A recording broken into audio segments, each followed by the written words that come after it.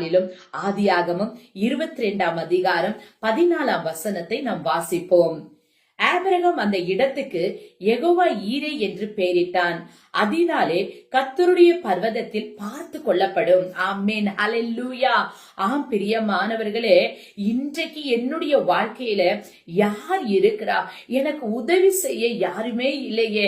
என்னுடைய காரியம் இப்படிப்பட்ட சூழ்நிலையில இருக்கிறதே. யார் என்னை விசாரிப்பார்? யார் என் காரியத்தை பார்த்து கொள்வார் என்று சொல்லி ஒருவேளை நீங்கள் கலங்கி கொண்டிருக்கீங்களா? இன்றைக்கு ஆண்டவராகிய இயேசு கிறிஸ்து உங்களை பார்த்து சொல்லுகிறார், எல்லாம் கர்த்தருடைய பர்வதத்திலே பார்த்து கொள்ளப்படும். ஆமென், ஹல்லேலூயா. யெகோவா ஈரே, ஹல்லேலூயா. ஆபிரகாம் கர்த்தரை பார்த்து கர்த்தருக்கு ஒரு பெயரிடுகிறார். அதுதான் யெகோவா ஈரே என்று சொல்லி.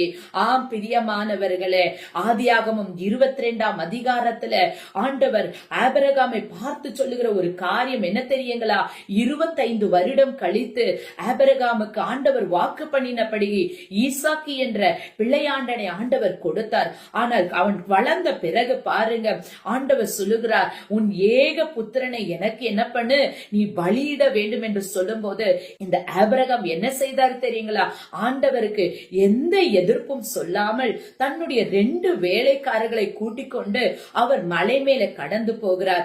அப்பொழுது பாருங்க, இந்த 2 வேலைக்காரர்களை கீழே இருக்க வைத்து விட்டு தன்னுடைய மகன் ஈசாக்கோடு அவர் மலை மேலே கடந்து போகிறார். அப்பொழுது ஈசாக்கு ஆபிரகாமை பார்த்து கேட்கிறார், அப்பா, நாம ஆண்டவருக்கு பலியிட போகிறோமே, அந்த பலியிடுறதுக்கு ஆடு எங்கப்பான்னு கேட்கும் போது ஆபிரகாம் ஒரு வார்த்தை சொல்லுகிறார். அந்த இடத்துல 8-9 வசனங்களை நீங்கள் வாசித்து பார்ப்பீர்களா?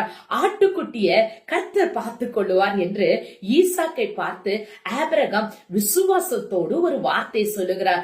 அதன் பிறகு பாருங்க, அவர்கள் மலை மேல கடந்து வந்த போது பலிபீடத்தை அவர் ரெடி பண்ணுகிறார். அந்த பலிபீடத்துல மேல அவர் பாருங்க, இந்த ஈசாக்கை மேலே வைத்து வெட்டுவதற்கு பலியிடுவதற்கு ஆயத்தமாய் தன் கத்தியை ஓங்கின போது ஆண்டவர், ஹல்லேலூயா, அந்த இடத்துல ஆண்டவர், ஆபிரகாமே, நான் உன்னை சோதித்தேன், ஆனால் நீ அந்த விசுவாசத்துல நீ ஜெயம் எடுத்தபடியினால உன் பிள்ளையாண்டனை நீ பலியிட வேண்டாம் என்று சொன்னார். ஹல்லேலூயா.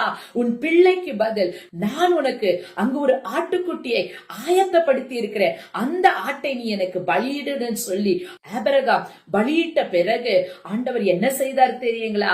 அந்த இடத்துல ஆபிரகாமை ஆசீர்வதித்தார். எப்படி ஆசீர்வதித்தாராம்? திரளாய் ஆசீர்வதித்தாராம். பிரியமானவர்களே, இன்றைக்கு வரைக்கும் ஆபிரகாம் ஆசீர்வதிக்கப்பட்டவராய் இன்றைக்கு வரைக்கும் அவர் பேரை ஆண்டவர் பெருமைப்படுத்தியிருக்கிறார். பிரியமானவர்களே, ஹல்லேலூயா. அதனால் தான் ஆபிரகாம் ஆண்டவரை பார்த்து சொன்ன ஒரு வார்த்தை என்ன தெரியுமா? நீர் யெகோவா ஈரே, கர்த்தர் எல்லாவற்றையும் பார்த்து கொள்ளுகிறவர். ஆமென், ஹல்லேலூயா.